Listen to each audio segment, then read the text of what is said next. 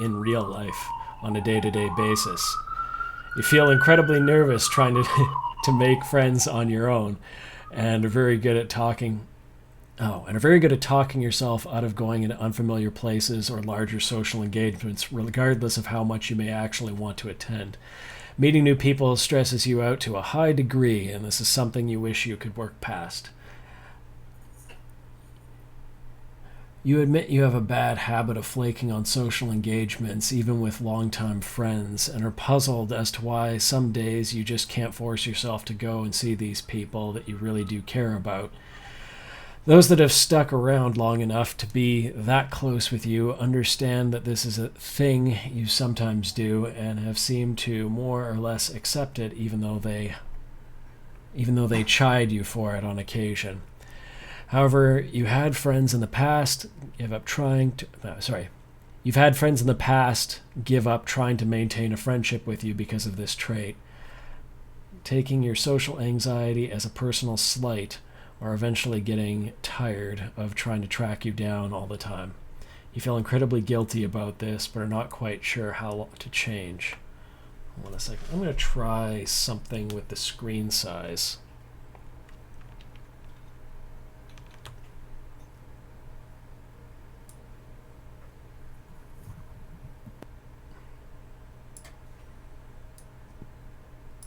Oops.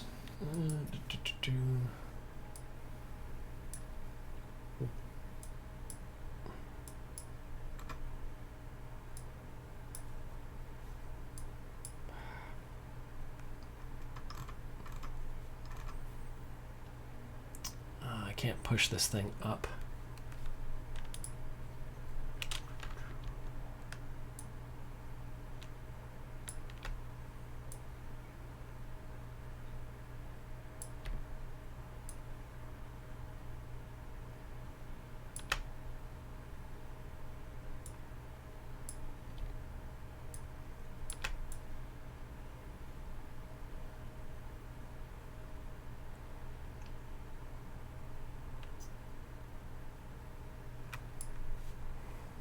Okay, I just wanted slightly bigger text, so it was easier to read. Cool. Can I get this to be a line shorter?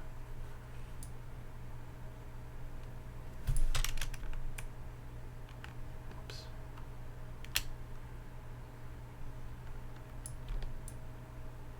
There we go.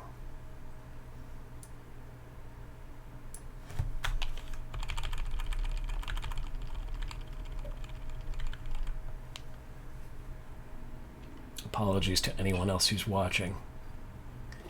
There. Day job. You have a day job which you feel is nothing really special. You started out receiving minimum wage, but you've stayed around long enough to be making enough to support yourself. The work is dull and unrewarding, and most days you feel like just about anyone could do it. You have a hard time relating to most of your coworkers, so mostly keep to yourself and get the work done while you're there. There are one or two people you chat with, though you wouldn't consider yourself close with them. A lot of days lately, you have a really hard time getting out of bed and forcing yourself to go in. You're starting to wonder how long you can keep this up. You'd really like to find another job in your field of interest, but you feel like you're underqualified every time you look at online job postings. Sometimes you think about going back to school, but you'd be unsure of how you'd be able to support yourself and wonder if the degree would really help anyway.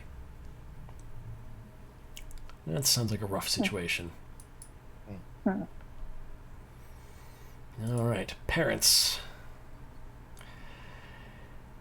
You're one of the few people you know whose parents never got divorced, but you do wonder if they still love each other sometimes. You have an older brother named Malcolm who has moved across the country with his wife to work at a high-paying job. Every major holiday that you see him at, you feel a bit jealous and like the lesser kid despite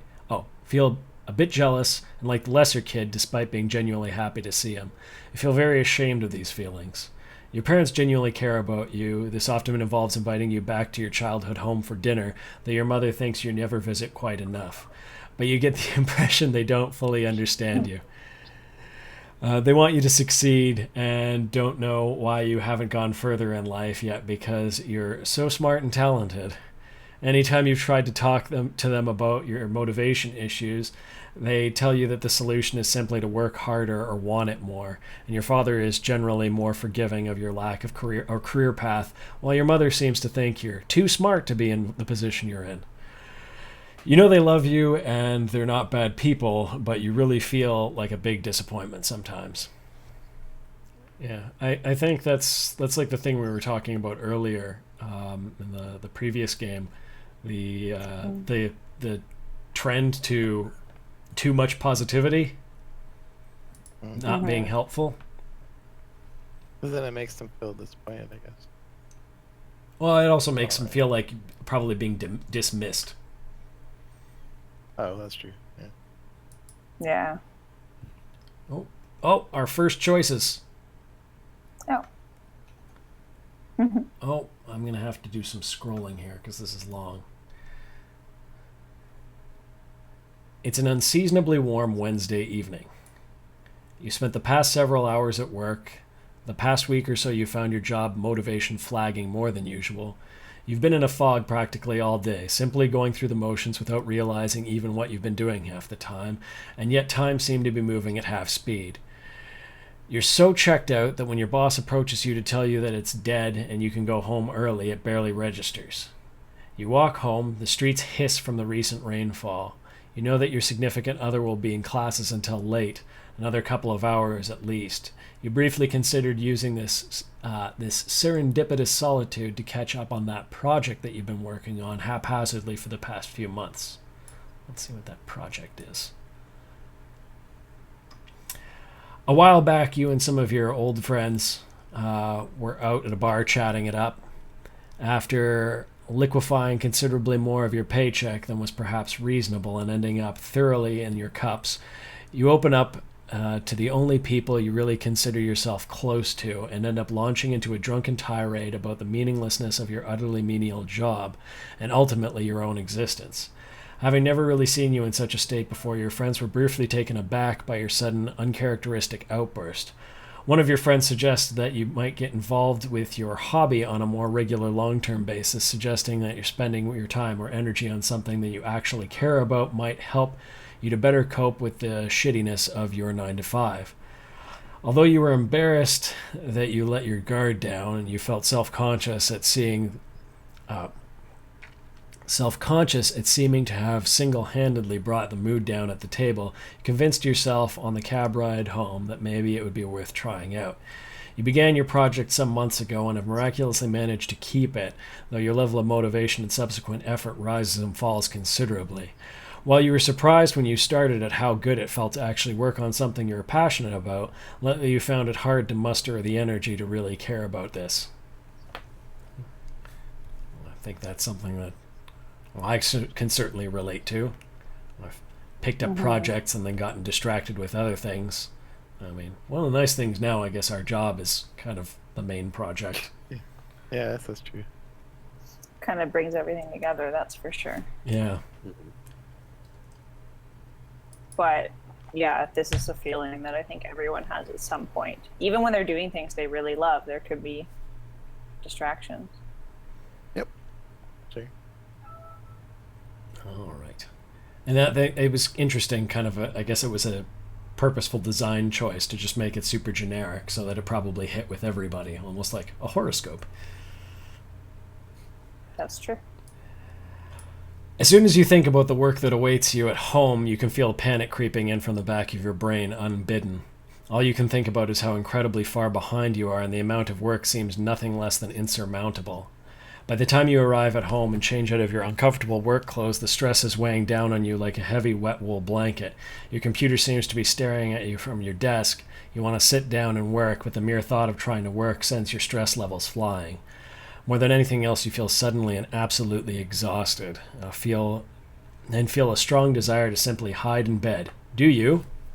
Now, this is my favorite part of this game. You can never actually do the right thing. Yeah. Order some food, grab a drink, and hunker down for a night of work. Impossible. And I think this was the most, empathy-inducing moment for me. Because it's like, Oh yeah, this is a problem. Like depression is a real thing because they can't do this. Like it's like you can't just tell somebody to get better. Like they know what they need to do, and they are unable to do that. And I think that's something that a lot of people can't imagine. Well, just the idea that someone can understand what is right and choose what is wrong is really hard for people. And that's, I think, in depression, it's like it's not that people aren't capable; it's that there's something keeping them from it, right? And it's not always very logical. And that's kind of what I like about it. Is it's in some ways it's illogical to present it this way, but it's also highly logical in the context of the game. It's just not something you would encounter as a user very often. I wonder what these play buttons were. They don't seem to do anything. Oh, there's music. Oh. Oh. I picked number 4.